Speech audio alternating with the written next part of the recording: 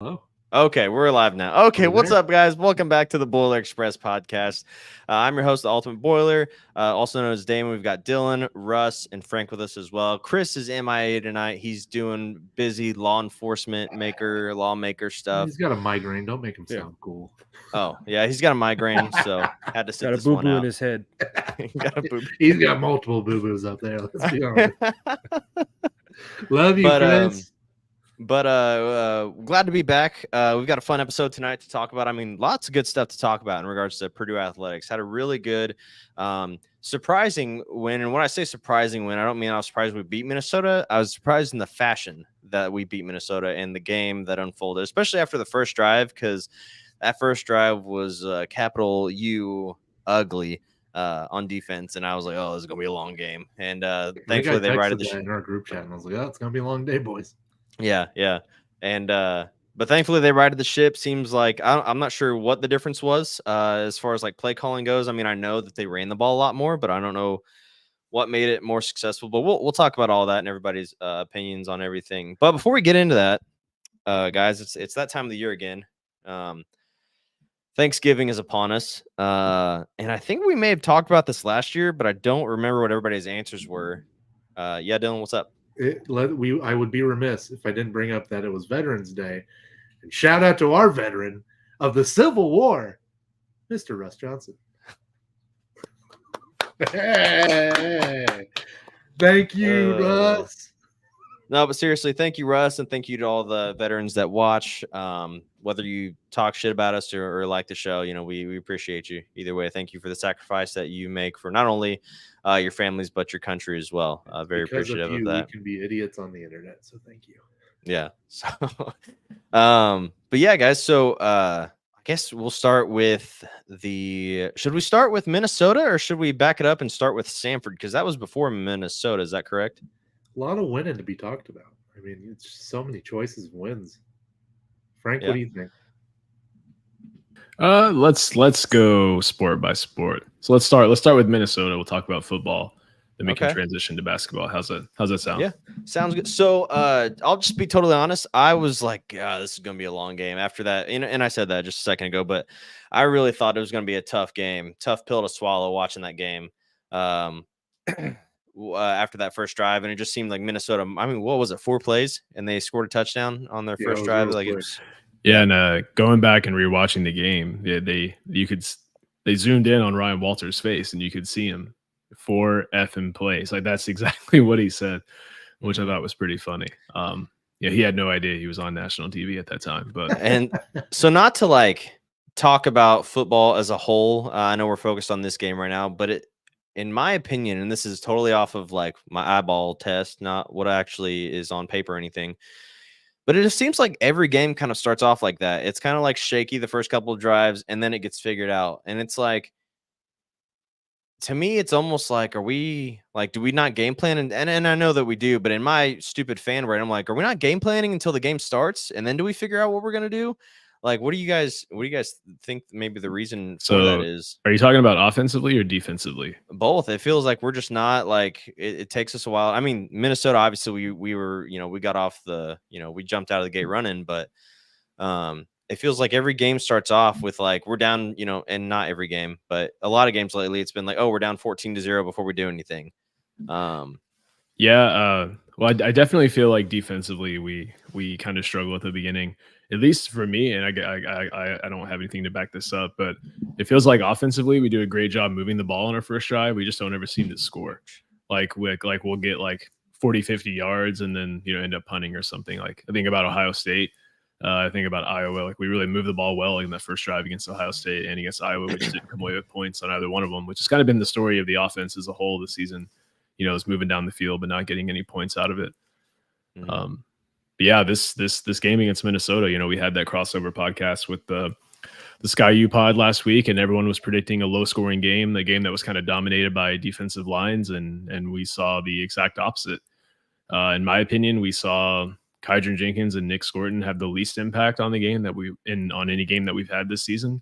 Not that they didn't have an impact, but I think comparatively speaking, combined, I felt like they were not in the backfield as much as what we've seen previously. That their they're almost wreaking havoc on what I would say like 50-60% of plays just by the eyeball test.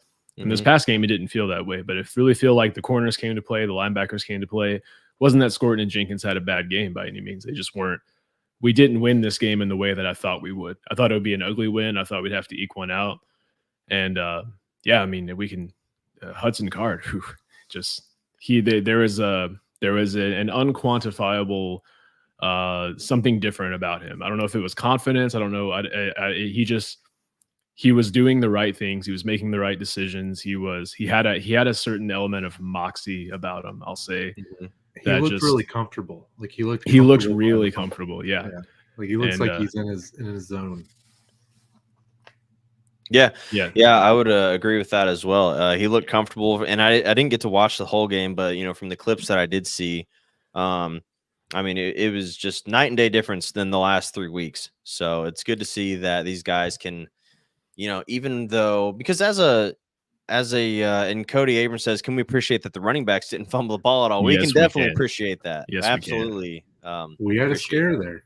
We had a scare, but he was that long Maccabee run. I got a little nervous just because I didn't know how well he saw that guy coming up behind him, and it's always the guy you don't see that causes the fumble. Always gonna try and punch. Speaking of Mock, I felt so bad for him when he went down, when he had that huge run and he went down at the 1. Like that's got to suck so much as a running back.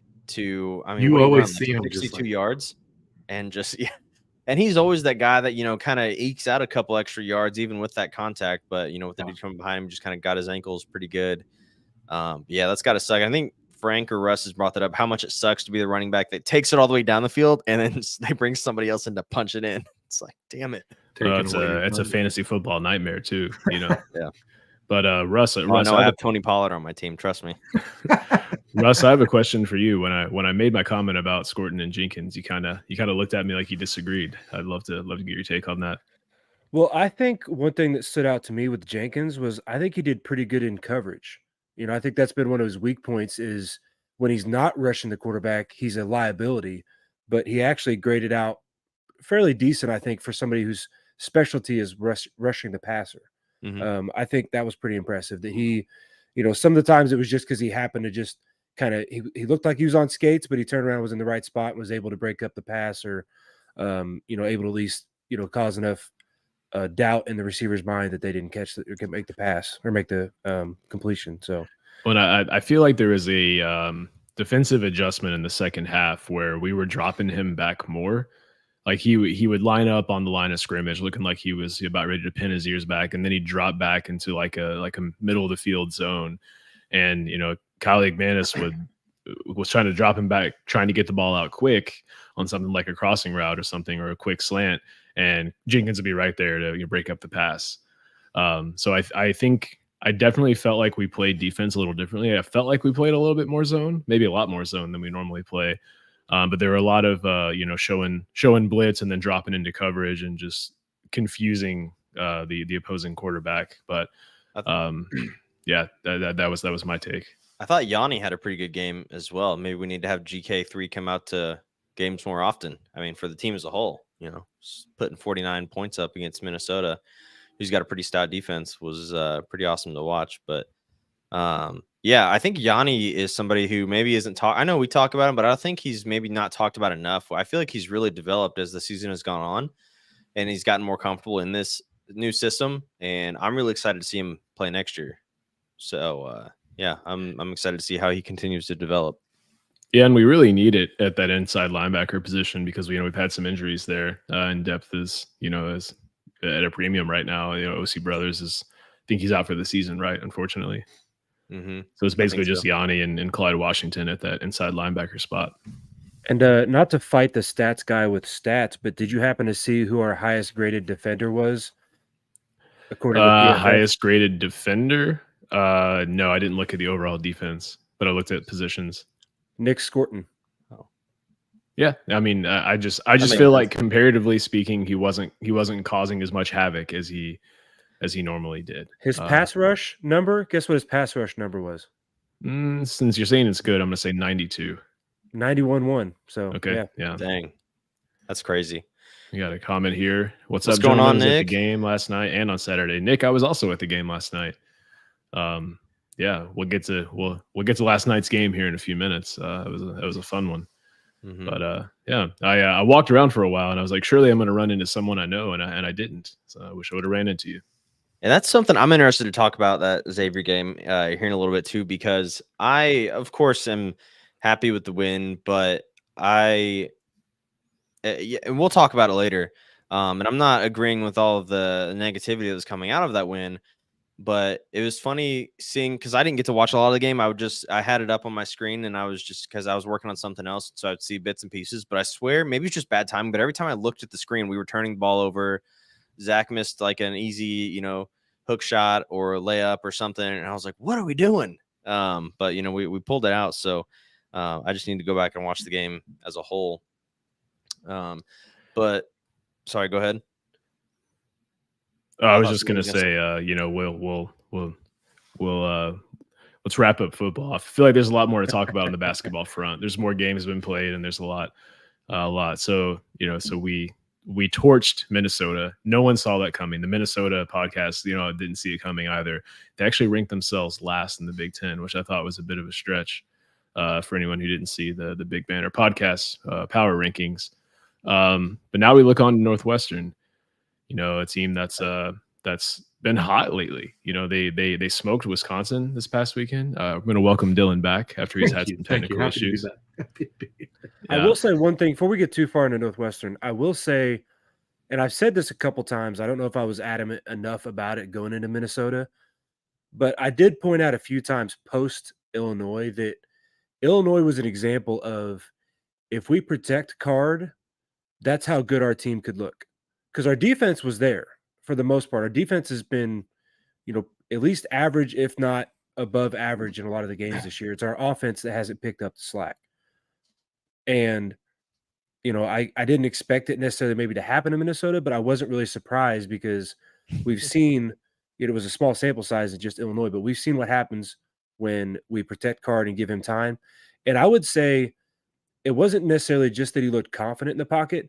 It just seemed like he had eyes in the back of his head. Like it was almost like NFL level. Like he knew exactly when to roll out. He knew exactly when to cut back in a certain direction. He knew exactly where the defender was and what he had to do to juke the guy to either scramble for a few yards or get reset and get the ball down the field. Well, we just had an interesting comment here from Nick Burris. Can or will we win out? And I think, Russ, to tack on to what you said, I just feel like he made the right read a lot of the times. Earlier in the season, I feel like he was missing a lot of wide open guys. He was missing, the easy check down for a first down on a wheel route or something like that. And was, trying to make the tough contested throws. Now, he did throw up some 50-50 balls that the receivers, were on the good end of this past game, but he also made the right read. Now, I feel like he was more decisive. Like he was just tucking the ball and running. He wasn't thinking about it as much. I mean, he was just like, all right, I'm going to run now. And especially that really, the read options, a couple of the read options were beautiful. Yeah, I mean, and there's a couple of read options where I felt like had he handed it off, it would have been a successful play too. Attribute that to the offensive line, and it's been a carousel there. So, what are you all looking at? I'm not looking at anything. I'm just thinking in the back of my head. I want to pose this question to the live audience because I already know what you guys feel about this, and I'm tired of getting shit on for it. Ooh, David Cost. I still think that we should have tried to get the first down there at the end of the first half. Let's talk about it. I'm glad you brought that up. I was going to bring that up if we had extra time, but since I got yelled at for this in the group chat, guys. No. Then there's no right or wrong. So what Damon's referring to, we had the ball on our own 10 with like a minute and 40-ish to go, and we ran the ball. It was actually just over 2 minutes. It was like just over 2 minutes. Okay, just over 2 minutes. So I think first play we ran the ball for like 4 or 5 yards successfully, and then Fleck didn't call a timeout. The clock's just running, the clock's running, run another run play. We get stopped at the line of scrimmage. I think then Fleck called a timeout. Then we ran another run play. But ultimately, it was the first 3 plays were run plays. We ran the first 2 run plays. He didn't call timeout. It was the third down when we failed is when he called the timeout with like 40 seconds left. Yeah, it was the quick slant to Dion that Dion Burks that didn't get the first down. But the question Damon's bringing up is in that situation, do you get aggressive and try to move the ball, or do you play conservative, try to run some clock down and give the ball to Minnesota back at the 50 with 30-ish, I think they're 40 seconds on the clock, and force them to do something really difficult. Go ahead, Sorry, Damon. go ahead. No, go ahead. What I just don't get is you guys all kept bringing up like, oh, well, what you want him to throw an interception? Do you guys think Card's that bad? He's just gonna throw a pick right there on third down.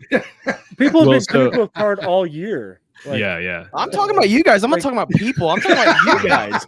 No, It's like, that's what if he it. throws you want him to throw an interception and give him the ball right here on the 15? It's like, So here we have viewer Thank you, comment Nick. again from Nick Burris that Okay, Nick so- Burris so hated that I call. want to back up. I want to back up to a situation. I get earlier shit in the on all game. the anytime I have an opinion different from everybody else. Dylan, Russ, and Chris come at me like I'm a hyena and they're a bunch of lions ready to Me? eat. I'm sorry, it's getting this off my chest. I want to I back up never- to a situation I earlier in the game, never. earlier in the half, right? When I think it was in the second quarter when we went for it on 4th down and goal, right, from like the 2 or the 1 or whatever. Was that a bad call or a good call? I didn't. Sorry, we went fourth and sorry, I didn't hear what you said. when we Yeah, when we we were went forward on You 4th won't down even in the listen south to end Russ zone. and what he has to say. How- We were up 21-13, right? Uh-huh. And it was 4th and goal. We had just failed, right? It was when we got the first down at like the 3-yard line, 1st and goal from like the 3, and we failed on 1st, failed on 2nd, failed on 3rd, and then we went for it on 4th down. Did That's you a great agree with play. that decision? Absolutely. Because we made it, right? I would have agreed that- with it if that's- no. I've been pushing that's for us what- to go for it on 4th down, 4th and shorts all year long. You guys can recall when we were at the Virginia Tech game and You we did, were yeah, on you were like saying go for our it we were on on like the 4th down. 42 or something, and it was like 4th and 1. I was like, go for it, and you guys were all yelling at me about how it's smarter to punt it or whatever. So yes, I would have been fine with that either way. Like I think that you're right there. Go for it. Yeah. So often as a head football coach, if you go for it on that 4th down and you fail, everybody's critical and says it was a bad decision. It was a terrible decision Well, I'm just not because you everybody. failed. And when they make it, they're like, oh, it was a great decision because we made it. We scored. It was great. So I think what Frank and I's point especially was that just because like we started with the ball over 2 minutes and we took a minute and 20 off the clock before Minnesota even got the ball back with like just under 40 seconds left. And less than 5% of the time do they actually score the touchdown in the manner that they did, especially with the way their offense was playing the rest of the first half. We're So pretty, you guys. just because like the less than 5% chance played out and they actually got the touchdown doesn't mean it was the wrong decision to not be aggressive in our own 10-yard line. If Yeah, Jack I mean- Ansel could punt it past the 50, I would have been fine with that, but he didn't. Yeah, that It's- definitely I'm just- compounded the issue. But Yeah. Well, I think that that's a tough call to make, and I think that I trust Ryan Walters to understand his personnel enough to make the appropriate decision in that situation. But ultimately, I'm in Russ's camp, and that like we put them in a very low percentage situation. That doesn't mean it's going to work out every time. Right. But let me- we were playing the numbers, for sure. let me go back to Braum too. Last year, the Penn State game. You remember that game? Mm-hmm. We had the ball twice. We had the ball twice inside of 5 minutes, twice with the lead inside of 5 minutes, and we didn't take more than like 20 seconds off the clock both times we had the ball. Why? Because he tried to stay aggressive, threw incomplete pass after incomplete pass after incomplete pass, and then we had to punt it. And then Penn State had 2 opportunities where if he at least just ran the ball 3 times, then you're at least taking almost 2 minutes off the clock. So that I think that's the same kind of strategy is like, hey, we're not going to just take a knee because then they're just going to call timeouts right off the bat, especially in the first half. But we're going to keep the ball on the ground and keep the clock moving. If we pick up the first down, then maybe we get aggressive. Then we try to get something going. If not, then we make the safe play because we don't want to make a mistake in our end zone. We don't want to take 0 seconds off the clock or less than 5-10 seconds off the clock. I think for So- me, I think those are just two different situations. When it's a close game like that, you're in the 4th quarter and you're just trying to drain the clock. I would have been fine with the conservative, like just try to run it out and whatever. But maybe that's just like it's just me, I guess. But just the competitive, like you're up, you can make it 35-13 going into half and then get the ball again. I'm like pound it down their throat, get that first down and make them cry about it. So to me, those are just two different scenarios. Yeah, for sure. And my my thing wasn't so much an interception; it was just an incompletion, because an incomplete pass right there stops the clock. Now Minnesota doesn't have to take a timeout. Now they get the ball back with a minute and 30 and an additional timeout. That makes getting at least a field goal, the chances of getting a field goal in that scenario, that much higher, because you're only 10 yards from field goal range from where we punted the ball to. So I think that it's a situation as a coach where if it works out, like Russ said, if it works out, you look like a genius. If it doesn't work out, everyone's going to criticize you for it. So it just ultimately what happens on the field, dictates whether or not it was a good call. But I don't Trust me, I know about ultimate. Well, so let's talk about Northwestern first. Let's talk about Dylan's internet. What's going on? Dude, I don't know. Hello, everybody. Welcome to Dylan Plays Peekaboo on Boulder Express. It's a new segment we'll try. So for anyone who's listening and not watching, Dylan just keeps vanishing and reappearing, and And I tried out Safari, and then StreamYard's like, no, we don't do Safari. So then I'm gonna leave it another 5. I'm gonna lay out for you why I think we are going to beat Northwestern. Frank's gonna lay somebody out, y'all. Yeah. No, I'm just gonna lay it all out there. When you look at their record, and this is some advanced statistical breakdown, so buckle up here. When you look at their record, loss, win, loss, win, loss, win, loss, win, loss, win. It just it goes every we alternate. Meeny, miny, mo. They beat Wisconsin 24-10. They won. Next game has to be a loss. It has to continue. That's what's going on with Wisconsin. Is their quarterback's gone, right? He's hurt, right? They got Mordecai's out. Yeah. Okay. I was like, geez, man. It's that Cuban internet. Yeah. Where I'm at is not disclosed, even though I've disclosed it on this podcast plenty of times. Well, you change up your location every time, so nobody really knows where you live. Exactly. I like that. One scenario too on that, Frank, that I just want to throw out there at some point here, and I'll do it now, is every Big Ten West team other than Purdue could end up bowl eligible at the end of the year. Mm-hmm. So then you're thinking, man, if we just held on against Fresno State, every Big Ten West team would be bowling. For supposedly being the worst division, or Iowa, or not turned it over 5 times against Syracuse. Hey, they put some 5 and 7 teams in bowl games. We still have a shot. Yeah, there is a chance. Yeah, but I mean, how are we feeling about how are we feeling just as a whole about the team, about coming off of this past week? Northwestern has some impressive wins. I mean, beating Wisconsin 24-10, which Wisconsin just had a late touchdown to bring it to 10. It was 24-3. Wow. They only lost to Iowa by 3. They beat Maryland 33-27. They hung in there against Penn State, who kind of took off at the end. They played Minnesota closer than we did, but they've just been a team that's just oscillated upward and downward all season. And honestly, I mean, kudos to them for persevering through everything that happened in the offseason, losing their coach and whatnot. I just feel like this is the game, especially given what happened with Purdue against Minnesota, that this is a game where I just really have no idea what's going to happen at all. And the Big Ten West is a slugfest. I mean, it's any team could win any night, I feel like. So I genuinely don't know what to expect. I want to preface the talk with one more thing as well before we get into it. You guys see what the line was for the game? Probably like 43. Last I saw, Purdue by 1. -3 now. Purdue's up to -3. Okay. Ooh. Yeah. And over-under is 46.5. So. Hey, who's that? Dylan's commenting on our stream. Yeah. Dylan T. Cahoon. It's cute. It's another old thing to do right there. It's another old trade. Listen, I gotta let the people know. All right. Apparently, I have Russ's internet now. So ultimately, Russ, I think this game comes down to which Northwestern team shows up. I mean, just looking at PFF grades, their offense, week 1, they're 48. Let's say week 6, they're 78. Last week against Wisconsin, they're 88. So, against Nebraska, 42. So which team shows up, ultimately is the answer. And it's the same for Purdue.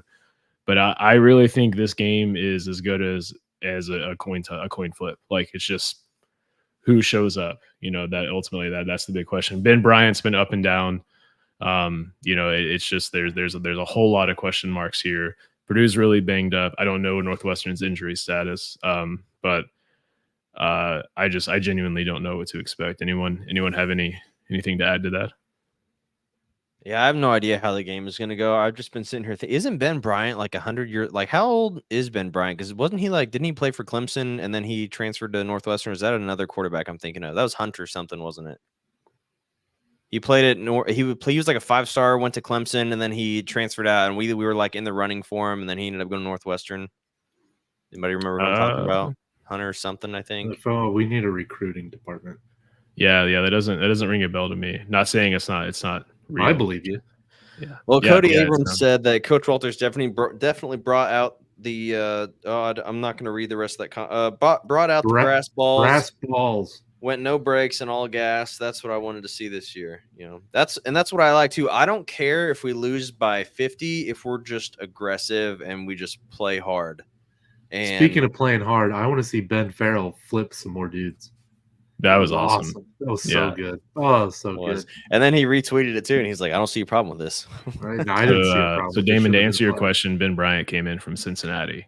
Okay. So he spent 3 years at Cincinnati, went to Eastern Michigan, went back to Cincinnati, and now he's at Northwestern. So he's really hit the trifecta there. Yeah, you don't see that too often. You don't see a guy transfer away from a school. But he loves the Midwest, apparently. Yeah. Have you guys seen the meme going around about? Sorry, you just brought up Cincinnati, and this made me think of it. Have you guys seen the meme about the Kelsey brothers? It's a picture of them when they both played for UC, and they're like looking goofy as hell. And it's like, this guy is being voted for sexiest man alive, and this guy's dating Taylor Swift. You still have hope. Man, Jason being on the ballot for sexiest man alive really gives hope to these big bearded guys. Russ, absolutely. Russ, why don't you didn't say the beard part when I was fist bumping, okay? Grow a beard. Be a man. Right, guys? Right, bearded fellas? Am I right? Huh? That's right. Well, I think given that there's quite a bit to talk about, unless there's anything else to say on the football front, should we go ahead and segue into the basketball thing? I do want to say, and I know it was a repeated thing on Twitter. If you were on Purdue Twitter at all, you saw people commenting on it. But really proud of the fan base. That it was at like 100% fan base you guys shit on all the time. Capacity. Like it really made me think about Walters talking about the comparison between being at Illinois and being at Purdue. You know, you go back to last year when we played at Illinois when they're a ranked team on senior day 7-2 with a chance to win the Big Ten West, and it's at like 30% capacity, and it's a smaller stadium than Ross 8. To go to this year and we're 2-7 going into play Minnesota, and we're at 95% capacity. Like that's crazy. Yeah, shout out fans. I mean, I feel like in years past we wouldn't have seen that. And I got to say, our affiliate Big Banter, I felt like they were skeptical. You know, they put that tweet out. You know, they tagged me in it and said, you know, that I said that, you know, it was going to be a pretty high capacity game. Let's see. They don't know stats like Frank knows stats. That's all I'm saying. I mean, I just saw something on Twitter that said there were less than 2,000 tickets remaining. So yeah. I mean, the fans showed up and they sounded loud on TV, especially during that Maccabee run. Like it sounded like the whole place was on fire. So. I mean, I mean, and you know, Russ, you recently went to a college football game that was not Purdue, you know, and it was a ranked team at home. And everybody should boo Russ for the game he went to. Boo! Boo! He went to U of L game. Boo! Yeah, if y'all missed it, everybody always asks me, especially on these crossover pods, they always ask me how I feel about Brom, and I say I'm the worst person to ask because I married a Louisville grad. I have a brother-in-law who played for Louisville, and I usually go to a game or two every year. So I'm going to the Louisville, Kentucky game, Russ. So to Frank's point, even though they're ranked, and I think are they top 10 now in the CFP? I didn't even see the latest. They're ninth. They're ninth today. Yeah, so they're top 10 in the CFP now. You know, playing at home, in a homecoming season for Jeff Brom, that stadium was maybe 60% capacity. And it seats less than Ross 8, actually. The LNN Stadium. And we're in a city. Russ and I live in a city or a metro area of 1.3 million people. Yeah, and lower we're capacity talking than 30,000 people at a game. You know, why we're admitting sins here, I did go on the OHIO podcast. Disgusting. Yeah, I know. Bad look on me. To be fair, they, Eric invited two more people before he got down to me. So I was like the last choice. He told me before the show, he goes, he's talking to Chris. He's like, "Yeah, I asked so and so. He said no. I asked so and so. He said no. So we got Dylan." All right? And so, Sinner. anyway, why I bring that up is because they tell me that Ryan Walters, he has a lot of fans there in Columbus because the way he spoke. Because they got of- beat by 41 to they beat I mean, they beat yes, Walters 41 to 30. I'd be a fan of him too. but That's like when we beat also- Tom Allen every year. We're like, extend him. but I feel like what that was a mean slap in the is- face. Anyway, go ahead. Is what he had to say about those cheaters up north. That's right, Michigan. dude. Apparently, Michigan's just falling apart. Let's hope. Does anyone else feel like their fan base is kind of It's scary, right? unbearable. They're They're kind very of scary right cult-like. now. They're very cult-like. Oh yeah. Yeah. It's a cult. I mean, the coach crying after the game, and I'd like to thank and all Lord and Yeah, Jim Harbaugh. it Funny. was very like worship, like it was. He brought up the Lord himself. We really then pulled this Jim out of here. Harbaugh. If we didn't have all 30 of our 5-star athletes, I don't know how we could have done this. We prayed yeah. to Jim Harbaugh before the game, and he blessed He's us. my with- favorite Jesus. he's- I think it's a juxtaposition, Frank, because our fan base, if like Walters got caught doing something halfway illegal, I feel like half our fan base would be like, fire him. Yeah, bye. I'm still They annoyed that already he are. talked What do you- about For that. sure they he would. doesn't have For to. sure they would. People I'm already still want. annoyed with him because he talked about that top 50 recruit committing, and Nick, please. Nick, throw him out. Get Nothing him out of the since chat. then. Ban We him got from it. We got a Facebook. comment here. Say what you want. They're becoming America's team because all of this. More than the Cowboys, huh? Right, Russ? Yeah, that's Right, immediately David? what I thought of. Nerds. no, dude, Dak Prescott looked like Tom freaking Yeah, Brady. because they played the Giants. It's not even okay? about the Giants. It's about played- his ball placement. Okay, go back and watch the game. Any defense, that ball placement was fantastic. Okay, Purdue could play. I don't even know his name. It's something Italian. It's what's Danny the Giants quarterback DeVito. last name? Tommy Tommy Yeah, DeVito. DeVito. Danny DeVito's son. Dude, that's because they played Danny DeVito's boy at quarterback. It- God, Nick, Tommy again, Tommy Nick. DeVito is from Illinois, man. Oh, I thought he Ryan- went to. I thought they said he was from Syracuse for some reason. I don't He know why. was. He transferred to Illinois. Yeah, he played Oh, in Ross State last okay. year. Got a comment here from Nick Burris. Fly, Eagles fly. Well, apparently DeVito didn't even want to be associated with Illinois because on the commentary team was like, "Yeah, this quarterback from Syracuse." He was probably like, "Guys, don't." Someone put a Yeah. photo of his family next to the Sopranos, and it was really funny. So Oh, man. I wish you got. Is he related to Danny? Is Danny? Is that like No Uncle idea. Danny? I think Where's the cheese, that's Danny? that's a fairly common last name among Nick will get people that of right. Italian heritage. Yeah. Where'd you get that cheese, Danny?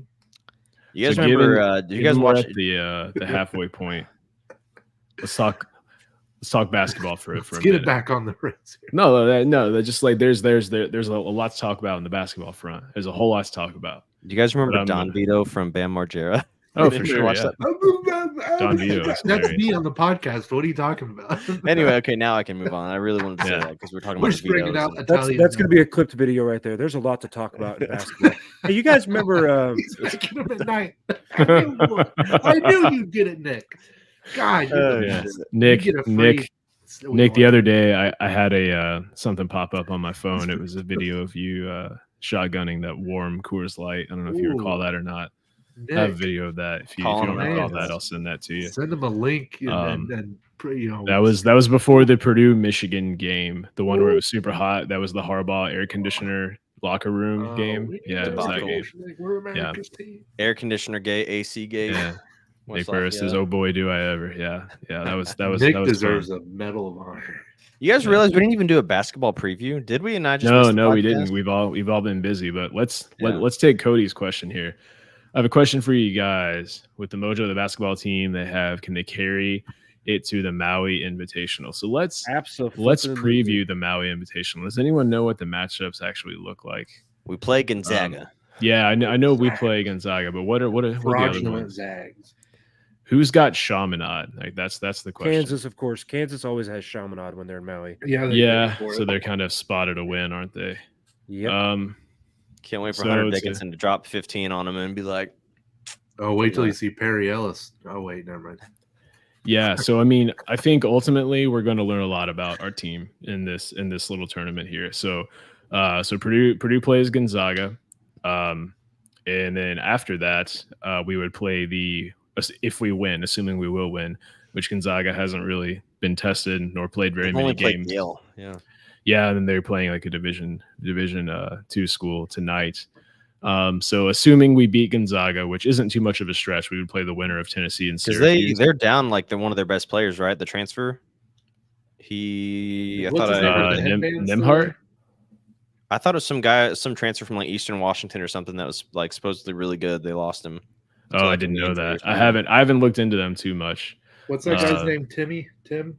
Timmy's gone. Yeah, Timmy's gone. he's okay, They good. lost. So Gonzaga lost Drew Timmy. They lost Julian Strother, Is he in the who G League? is actually looking to be a pretty good NBA player. I saw him play last weekend in Denver, and he looked really good. Like he came in off the bench and hit several threes. I never thought Julian Strother would have an NBA career, but he looks the part so far. And saw Colin Gillespie play too. It's pretty wild. Frank has had a good few weeks here. Let me tell you. Yeah, done a lot of traveling, gone to lots of basketball games. Nick Nick, go Burris, make comment some- here, get me on this podcast. We need to make that happen. Go make some cheese. Frank, I don't even know why you and your wife have like an actual home. I feel like you guys need to just get an RV because you're never Did at you see home. the hotel he got last time he was out?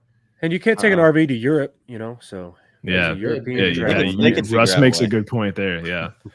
Figure it So out. here we have a question. Do you Would you have the rather data on play that? in the second round, Tennessee or Syracuse? Cody, personally, I would rather play Tennessee, and here's why. Tennessee, they have that on the line, up the line defense. So they really like to blow up ball screens. They really like. Sorry, my voice is cracking from Mackie yesterday. They You're really really like to try to blow up ball screens. They really try to pressure you and get up into you. And I would love to see how our young, inexperienced, unathletic guards handle the pressure to just fuel that narrative. And if they crumble, then we learn something from it and we know how to grow. And if they don't crumble and we persevere, then even better. But I would love that test. And Cody, it sounds like you agree as well. They'd rather play Tennessee. But yeah, I think I would love to see that matchup between Purdue and Tennessee. It's kind of like, so I think Tennessee's the best defense. So it'd be the number one offense in KenPom against the number one defense too, which would be a lot of fun. So it was Steele Venters. He was the commit from Eastern Washington that Gonzaga got. He averaged like 15.3 points per game last year, shot 37% from three, 4 rebounds a game, shooting 43.4% from behind the arc in 21-22. So I think he's out though. He's injured or just I think he hurt his knee or something like that. So that's good for Purdue. That's all I wanted to say. Yeah, Cody, you make a good point. That it would be like a preview of Indiana and Michigan State, and Indiana did that. That was kind of what they did defensively to really get into Purdue, was apply a lot of pressure and just kind of foul constantly. At this point, Cody should replace me on the podcast. So go ahead, sorry. David. So we're 3 games in. We've played Samford, Morehead State, and we played Xavier last night. What are things that you guys have seen so far that are better than expected, right where they're at, or maybe not as good as expected? They look smooth. Or like you wish it would have improved more in the offseason, anything like that?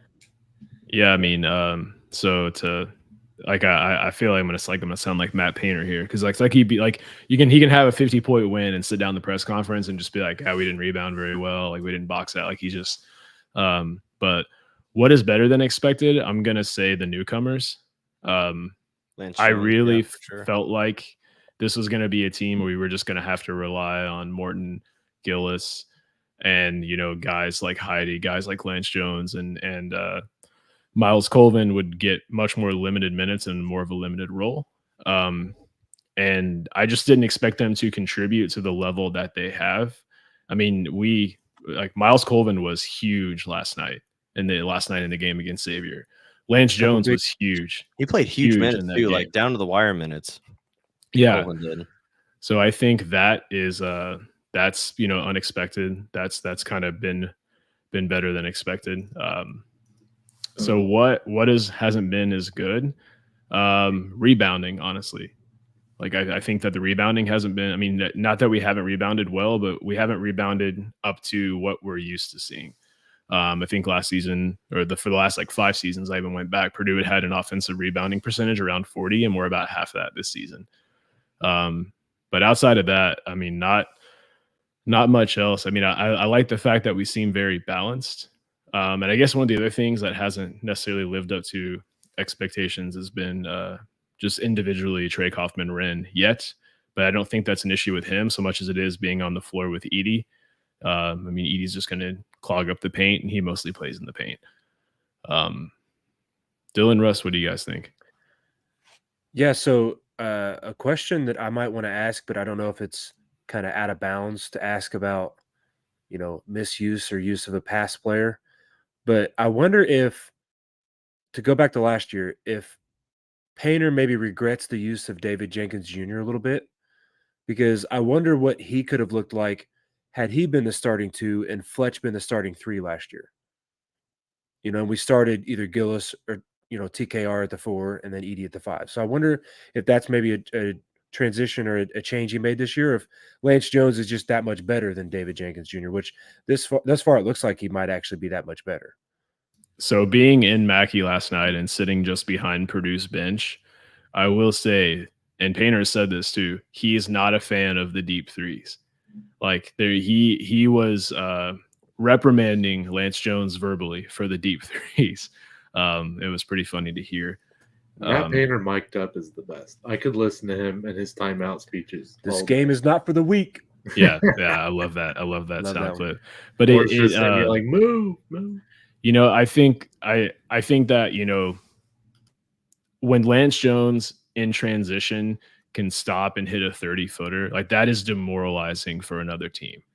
I mean, and he stops on a dime. So if for those of you who haven't been to Mackey yet, go to Mackey, see Cam Heide play, see Lance Jones play. They are unreal to see in person. Like the athleticism they bring, to see it in person is just so much crazier than to watch it on TV. Like Lance Jones is probably the fastest player on the floor last night. Maybe Davion McKnight, give him a run for his money. But yeah, I just he's been really good and on both ends of the floor. Defensively, he's great. He does have some kind of untimely turnovers, but only one foul last night. And given how hard he was defending some of those guys, he was really getting his chest into them, picking them up at half court. I mean, I am a Lance Jones fan. He has won me over. Got a couple comments here. To be honest, it felt like we got more speed and tougher in the paint than we were last year for sure. Definitely faster. I think we have more weapons in the paint too. First, his improving in that area, and Trey Kaufman Wren, he's just gotten limited touches, but I'm still really high on what he can do. I have a comment here from Nick. The most frustrating thing I saw or observed was Caleb Furst. He looks out of place, and it's clear he doesn't have a true role. Yeah, I mean that's the total opposite of what I was just saying.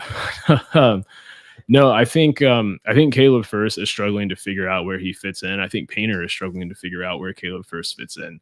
And in the press conference last night, he said that he is looking to just do what he can to contribute, whether that's come in and play 5 minutes or come in and play 30 minutes.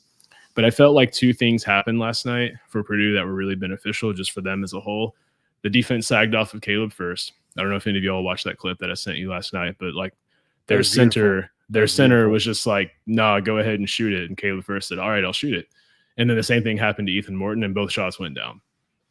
And Painter talked about on the field of 68 how tough it is, mentally for a shooter, someone who's capable of shooting, to see someone sag off of them, to see guys invite you to shoot, and that just kills your confidence. So to have those guys, hit some early threes, like Ethan Morton's 2 for 2 on the season, to see him, go 2 for 2, to see Furst, nail one last night when the defense sagged off of him, I think is just going to help both those guys' confidence going forward. But I think Furst really made some big plays defensively last night, Nick, to go back to your point. He had a couple blocks that were really impressive, I thought. And, he's struggling to figure out how to be a role player, I think, but he's embracing the mentality of, doing whatever he needs to do. Yeah, one thing I like seeing, and I know I've seen a couple of comments, different places, talking about, wanting to change up and maybe put, Kaufman Wren on the bench to help our bench scoring, which our bench scoring isn't necessarily outscoring the other team. They actually got outscored by the Xavier bench last night, but they're actually much more efficient than our starting offense. So as a team, I think we're shooting about 53% from the field. Our bench role players, like I know we've put a lot of guys in garbage time, so I'm taking out like the Bergs and even the Waddles or Waddells. But Gillis, Furst, Morton, Heide, and Colvin, the 5 kind of probably rotation players off the bench this year, it looks like. They're shooting 61% combined over 3 games, while our starting 5 is at 50%. So I'm pretty impressed with, yeah, they might not be as prolific, but they're also, you talk about guys in Edey, Braden, and Fletch all playing 30 minutes or more a game. They're not playing the minutes to put up the big stat numbers. It's like the argument we had with Edey early in his career that, oh, well, he's only scoring 12 points a game. Okay, yeah, but he's scoring 12 points a game in like 14 minutes a game. So I'm actually impressed with the efficiency of our bench role players. And I don't think it stood out as much because Samford and Morehead State were such blowouts that they didn't play significant minutes either. They went to, the Bergs and the Waddells and Martins and getting the deeper in the bench. So I think that's what we'll see too in Maui. Is I think we'll see not just that Edey still is the front runner for National Player of the Year and that Braden and Fletch have made that step, but I think we'll see that our bench, our second unit, is much better than what most teams put out as their starting 5, in my opinion. So, Russ, I would like to ask you a question. Assess Braden's performance so far this season. Would you say it's good, bad, and what surprised you, and where could he improve, in your opinion? Braden's, I'm happy with it. I'm not, he's definitely not at his peak, but I think he has shown that he's definitely taken strides and he's taken a lot of things personally. He's playing with a chip on his shoulder this year. And I think by the time he gets to the Big Ten schedule, people better really watch out. That I think he could end up getting like a 12, 14 or more point score a game, plus throwing in 6, 7, 8 assists. Because if you notice, obviously a lot of people notice Fletch hasn't necessarily been doing the scoring that we might thought he would do in his sophomore year. But I think Braden, and especially with Lance Jones playing as his 2 and having Fletch on the floor at the same time, I think Braden is going to eat a lot, and I think he's seeing the floor better. He's not getting in positions like he was last year where he's caught in the air and has to throw it somewhere, and now he's turning the ball over. Yeah, I mean, I think 2 plays stick out from me last night when I think about Braden's performance. One was at halftime, right going into the half, where they set the double screen for him, and he just whips it out to Colvin in the corner. They asked Colvin in the press conference if he expected that pass, and he said no, he didn't. Then there was the one also where he drove the ball right into a double team, and I went back and watched it several times. It wasn't exactly a no-look pass, but it was pretty darn close. The ball is already moving as he's passing it out to Ethan Morton for a wide open 3. I mean, it like his hand was already moving as his head turns. It was almost simultaneous. But I feel like those are 2 plays that would have been extreme outliers last season, and now they're on the fringe of what I expect his normal performance to be. Yeah, it's like last year you could see that he was high IQ because he did homework and he thought, hey, in this situation, the defense is going to do this, so this is going to be there. And then he just performed the play like that was going to happen. And that's what led to some turnovers because guess what? Other teams watch film too, and they see what Braden's tendencies are, and they know where he wants to go with the ball. This year, it's like he's got a better feel for the floor. Almost like when we've seen Card transition from earlier in the season to being uncomfortable to against Minnesota. He felt everything so perfectly. I think that's what we're seeing Braden transition to, that he's not just expecting something to be there, but he's just sensing where everybody's at on the floor and what's happening based on how they're defending him. Yeah, it's very Luka Doncic like for any NBA fans out there. I did see Luka make a behind the back no look pass last week in Dallas. It was crazy. It's crazy to see in person. Not to get off topic here, but I like the fact that Braden's looking to score more. I mean, especially last night against Xavier. I mean, he was coming off the screens and taking pull-up jumpers at the elbow, and they felt like they were giving it to him. They were all going in, and I feel like Braden has really embraced the I'm going to shoot if the defense isn't going to respect me. And so I listened to Painter today on the Field of 68 podcast, and Painter said that all summer he was telling Braden, he's like, hey, like you got to look to score. If they're going to go under, if they're going to play drop coverage on you, you got to shoot it. And like the point wasn't landing with Braden because last season he was kind of a playmaker distributor role. And so he said he called Braden's dad and was like, hey, like Braden's got to score more. And that's what he ultimately did. Nice. But Painter wants to establish Braden as that scoring threat quickly to make teams respect that, because that's one more thing you have to take away, and that makes Purdue that much harder to guard, and that opens up, more opportunities for Edey, more opportunities for Lance Jones in transition when guys have to switch now on just a quick ball screen in transition. And I mean, I guess Xavier didn't get the message because they were just dropping, he was taking it. Yeah, if you weren't box score watching last night, it felt like Braden had 20 points. Yeah, it felt like he hit a dozen of those shots off the pick and roll, and you're like, why are they not stopping this? Now, conversely, it felt like Edey would have had 10 points. It felt like an off game for Edey, and then the game ended. It really did. 28, which I sat next to a Xavier fan who is covered head to toe in Purdue gear, which really confused me. But he was a Xavier fan, and all he did the entire game was let me know how overrated Zach Edey was and how bad Zach Edey was every time he missed a shot. And didn't he tell you he wasn't tall enough? No, he said he said that if he wasn't tall, he wouldn't be a good player, and that just that narrative. There's a couple viewer comments here. I feel like Smith's awareness levels have gone up since last year. I do too. Yeah, I definitely feel like he's seeing the floor a lot better, and is just really looking to push and not only create for himself but create for others. And his assist numbers, I mean, he's almost at a 50% assist percentage, 48.9 on the season, which is over double what he was last season. Which is Did you guys see that he's averaging almost a triple double per game? He's at 11.7 points per game, 6 rebounds per game, and 8.3 assists per game. Yeah, and we got a comment here. I feel like Smith kind of went into Jordan mindset, and he wants his teammates more hungry than last year. Yeah, and I can't help but notice like kind of a mindset shift in the players. It's almost like they understand now that they have to bring it every night. Like it's almost like they were the number 1 team in the country last year that lost to a 16 seed, and they know they're going to get smacked with that all year, and they're going to be like, "All right, cool, we're going to smack you right back. Let's go." Well, I mean, we're all Purdue fans here. We get in arguments on social media with people. What's the first thing someone brings up when you try to talk about basketball? FDU. FDU. So it stings way more to them than it does to us too. But yeah, one thing I've noticed a lot. It does hurt. Yeah, I'm masking pain right now.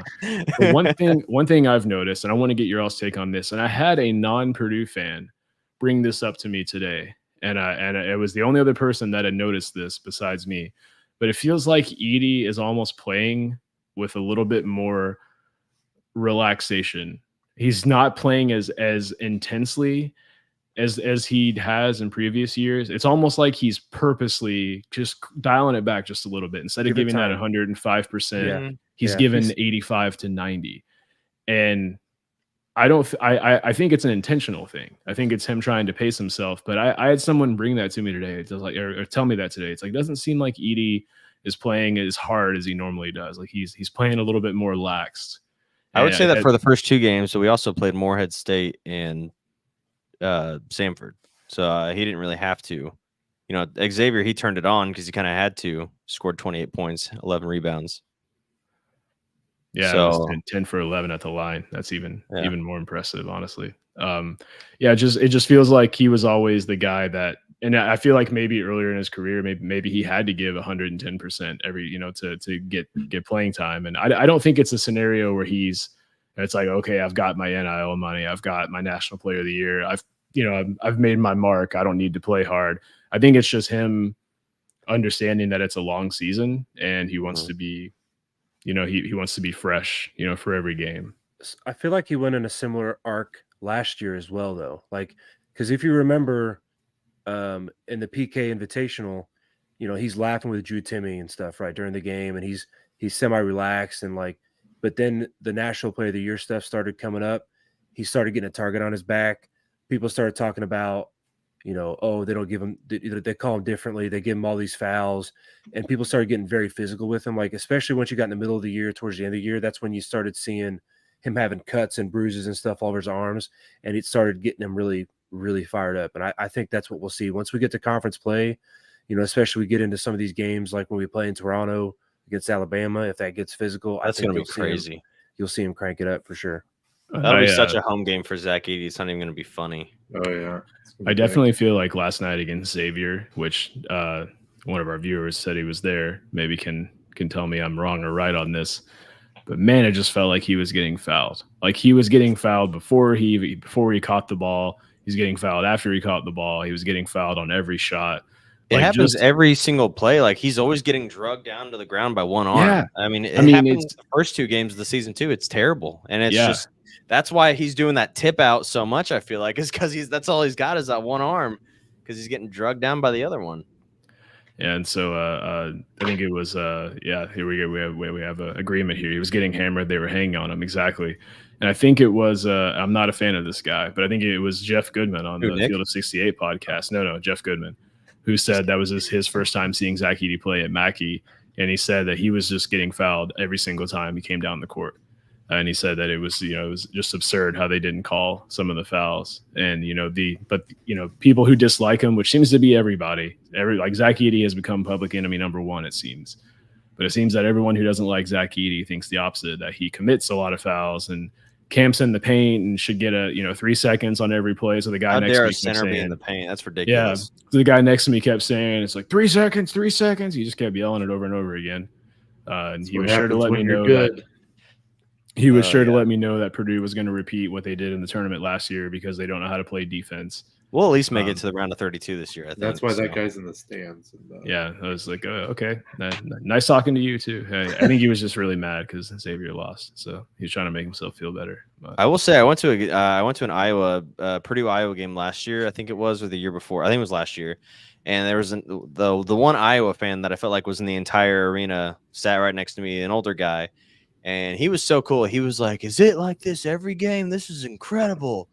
And he was like just soaking it all in. And he even had to he brought earplugs with him, and he like put them in like partway through the game because he was like, "I can't handle this." well, then Jeff Yeah. Goodman tweeted that like Purdue has put themselves in the conversation of like one of the best atmospheres in the country. They have for like the last 15 years, Jeff. Well, that's what Where my you been? tweet was like. Let's everyone congratulate Jeff Goodman for getting out from underneath his rock. Like, where have you been, dude? yeah, like I said, I don't like Jeff Goodman, but I do agree that Edey was fouled a lot last night, and I was fortunate enough to be close enough because I with ticket prices I could only justify going to one game this season, so I made sure to get good seats and that I could hear the kind of the encore communication and stuff. And I mean, just the amount of like slapping and stuff that was going on when Edey was under them in the paint, it was just crazy.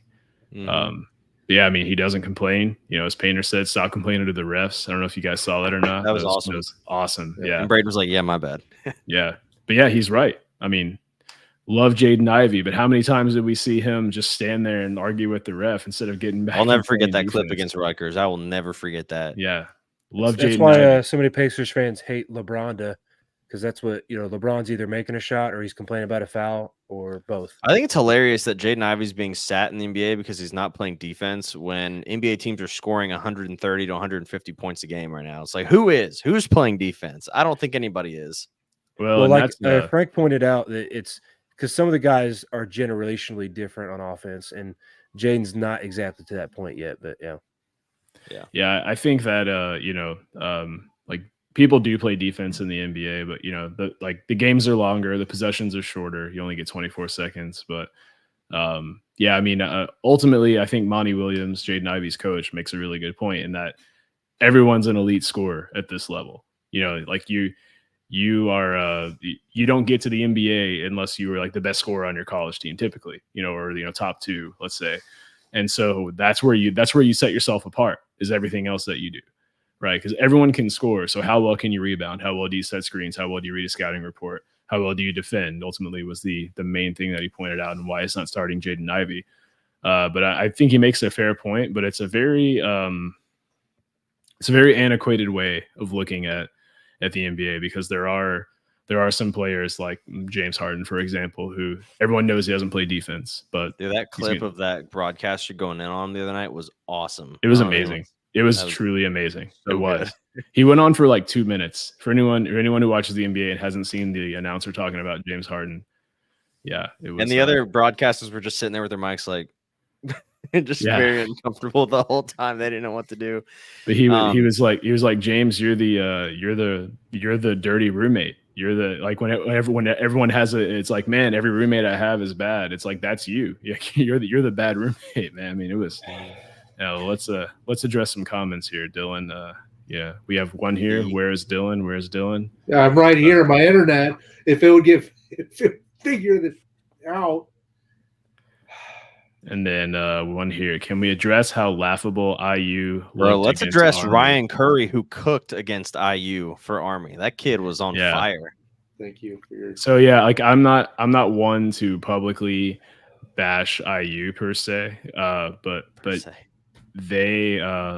they should be worried. Yes, they're 2-0, but man, they don't look great. But to their credit, I will say they did look like that at the beginning of last year, and then they turned it around in kind January. of had a slow ramp. We up. kind of, and we were on the opposite end. We started hot last year. We're starting hot this year, and then come January, February. Man, Well, I will say this time You're talking positive about IU and negative about Purdue. What's happening? No, I'm just stating a fact. That's what happened Hey, last quit year. making fun of Dave.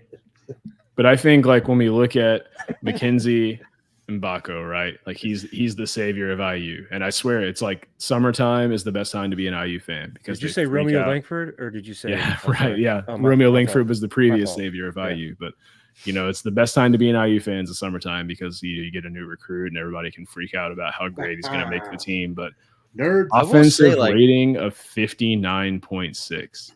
Nice. He's 0 for 2 from 3, 3 from 6 from 2. So what? 3 for 8 from the floor. Hasn't gotten to the free throw line.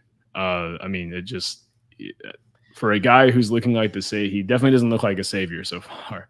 And I know that you're but- not talking smack about IU at all. You're just stating numbers here. No, but I'm just stating numbers. I will this year. I promise you all this year, and I know this is something else I got made up for fun of for in the group chat. I'm not going to talk crap about any team at all this year, any David team is just whatsoever, because airing out dirty laundry. All right, making us out to be I've just bad been getting guys. shit on a lot this week. Okay, and it hurts. Not for me. I haven't done it.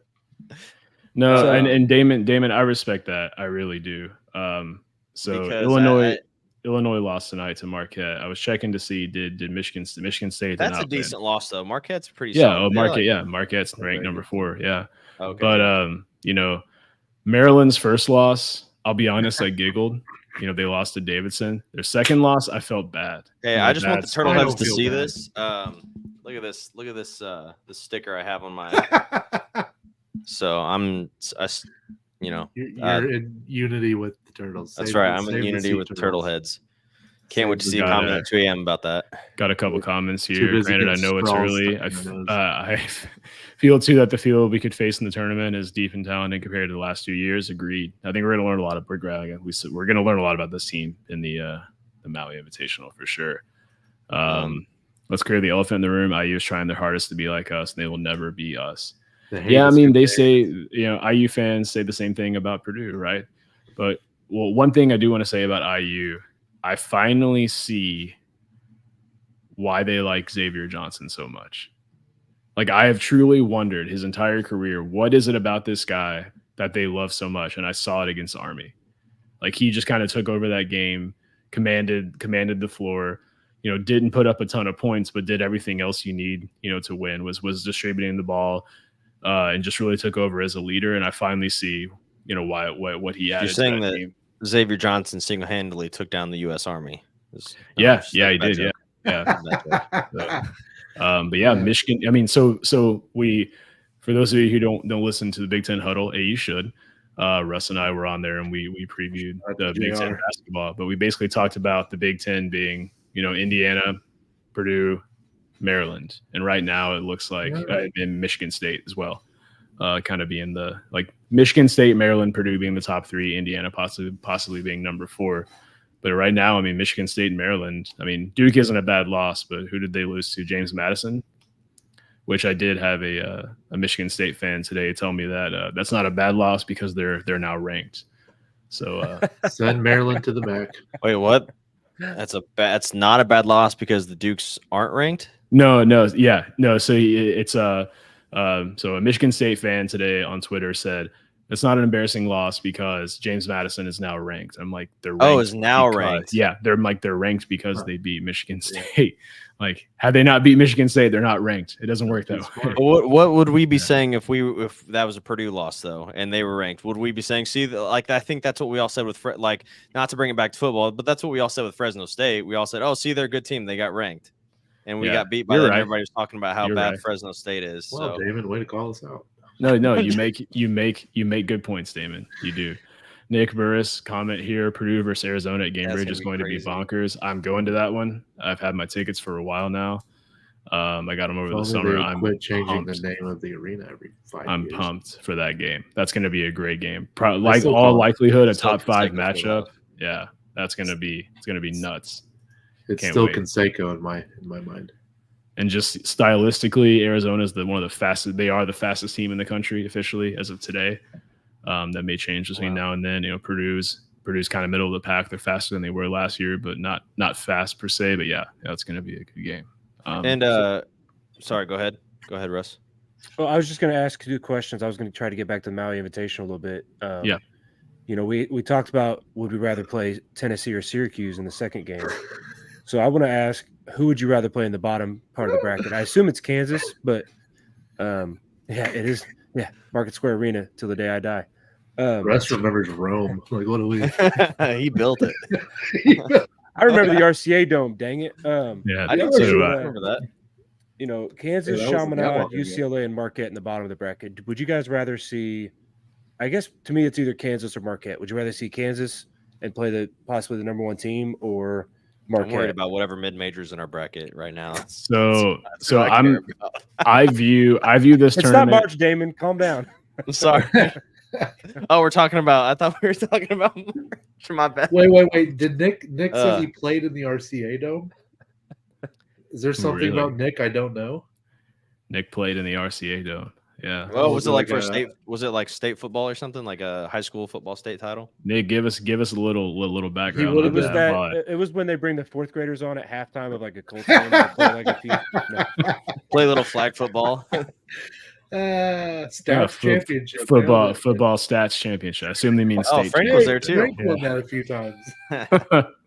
There's the correction, state. But Russ, to Oh. answer your question, I view this tournament as a way to learn about the team and a way to get better. And honestly, I don't care about winning, but I want to play against some good competition. Kansas, my concern about playing Kansas is that Kansas is not very deep. They don't have a ton of depth, and they're not rotating a ton. So I feel like that game would probably end with foul trouble, for Kansas and us probably eking out a win if I just spitballing here. But I'd like to play Marquette because of their pressure and their almost constant full court press. I think that would pay dividends throughout the season.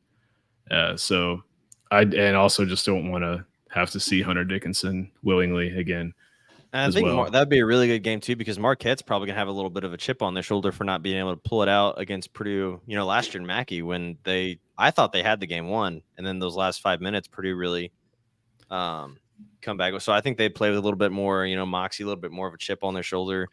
Yeah, I mean, one thing I am excited for about the Maui Invitational is Habitual Boiler's picture of him getting on another jet. Heading to What Maui. a flex that was. yeah, that was kind of weird. Yeah. Sorry, Him HB, and if you're Frank. watching, man, that was just so funny. Him posting that picture of him going Him to and Frank are Canada. the only 2 Purdue fans that own a private jet. Fun fact.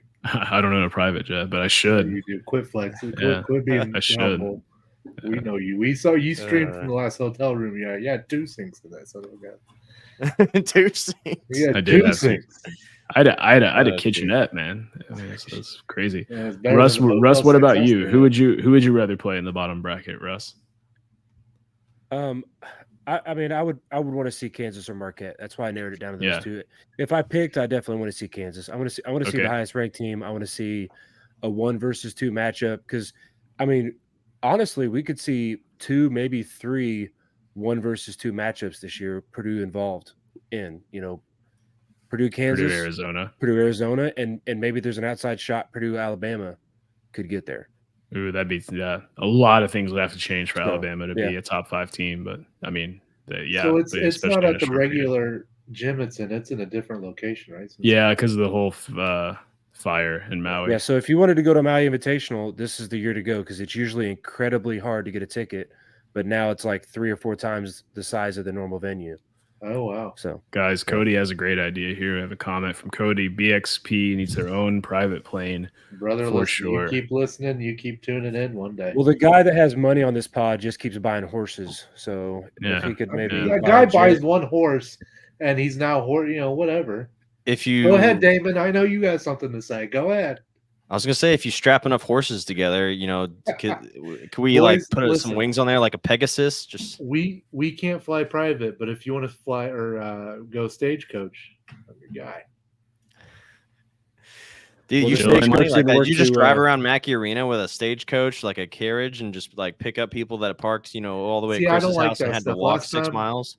Last time I was downtown Indianapolis, I saw one just almost pass out, and I wondered about it. Cody, I don't know. I don't know what I'm doing tomorrow. Well, that far. I'll have my people call your people. Thank you for the rowdy shirt. You and the missus are great people. I appreciate you both. Miles per gallon on a painted horse. Huh? I'm honestly not sure what that means. But Yeah, me either, Nick. I think someone's hitting the drinks. All right. Reminiscing given about that- state championship days. Yeah. Back in given my that- day. Would have made Given that we're at I would have given been that the we're next at an Peyton hour Manning, and 10, damn we it. should probably look into wrapping up. One thing, Damon forgot. I totally forgot. We didn't do. okay. We didn't talk about our sponsors, affiliates, or anything like that. I was trying to, Or but you one just kept job, talking. Damon. So, Oh, did I? So- I'm sorry, man. I'm Just yell at me next time, man. Most you were. But yeah, let's do that real quick. Big shout outs to our partnership over at Big Banner Sports. They've got 13 really good podcasts. You guys know the one, the outlier there. They've got blogs, accounts for every team. They're gonna have accounts for all the new teams come next year as well. With the additions to the Big Ten. So it's a great place to get all of your Big Ten information. You can see weekly power rankings. Everybody has a podcast that they post, on their team as well. We do a lot of crossovers. So, here or there, I guess it's up for personal opinion. We'll just leave it at that. But we've also got our sponsors over at Blitzboards.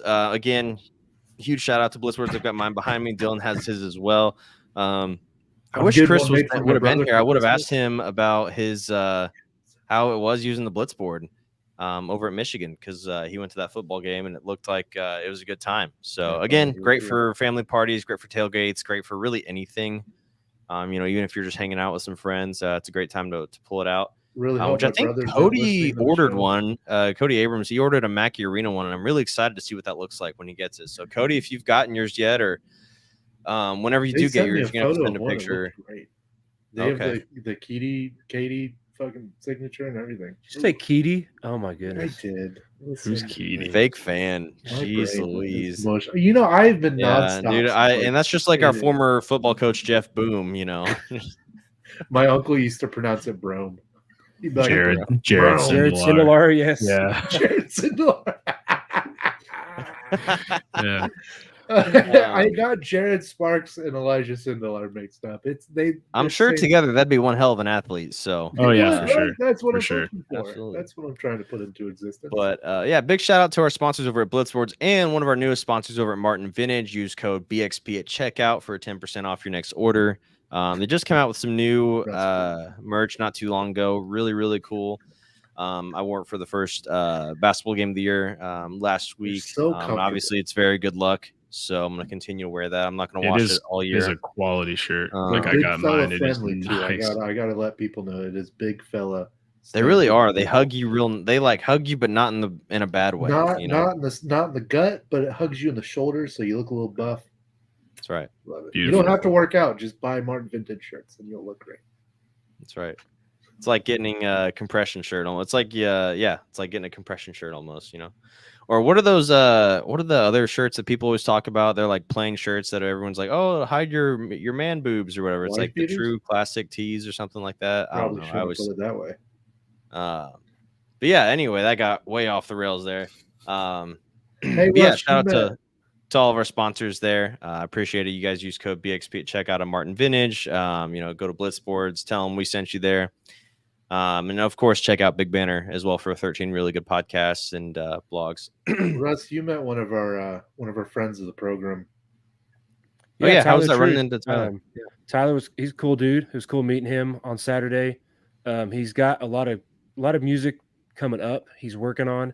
He's got a few songs out there. If you look up on YouTube, Boiler Up, Hammer SoundCloud, Down he's is on a- Spotify.